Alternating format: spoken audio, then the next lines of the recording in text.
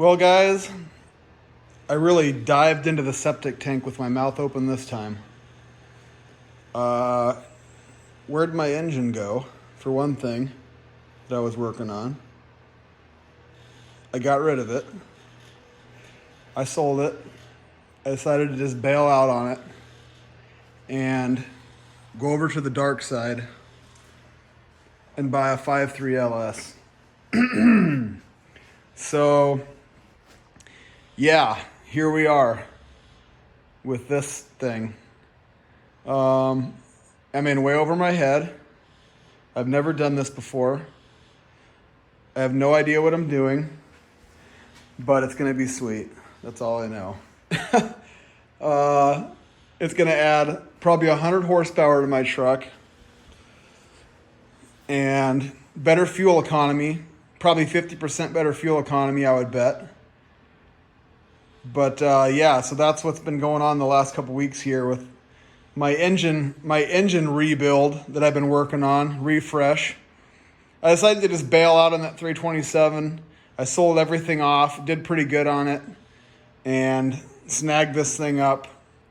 And just decided to go this direction. I've got a guy I work with that's doing one, and he really talked me kind of into this, and there's just a lot of upside to it. The downside, obviously, is the wiring and having to figure that out and kind of upgrade the fuel system, which I want to do anyway. But yeah, this is going to be pretty sweet.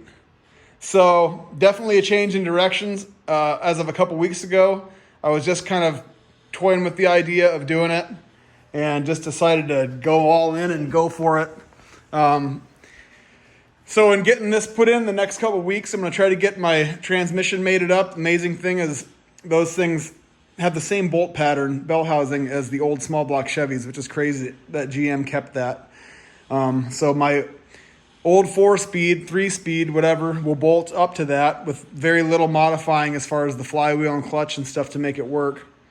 But we're going to try to get this thing set back a little farther than my other engine was, just for the weight distribution, to get that back a little farther. I may have to modify the firewall a little bit, but I'm going to do those things this time around. I'm going to try to do things a little bit better with this than I did last year, getting that in a little more permanent and just try to take my time on it and do things the right way.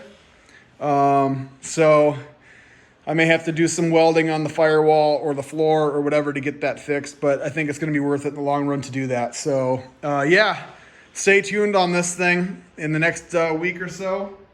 And we're going to start cleaning this up and get rid of some of the wiring we don't need and do a lot of research on that. But I'm not going to do a lot of step-by-step tutorial stuff on these. There's 1,000 videos out there that I'm going to be watching, figuring out how to do it. You don't need to see me do it. But we'll just kind of show the progress and steps just like before as we get this thing put in. So stay tuned.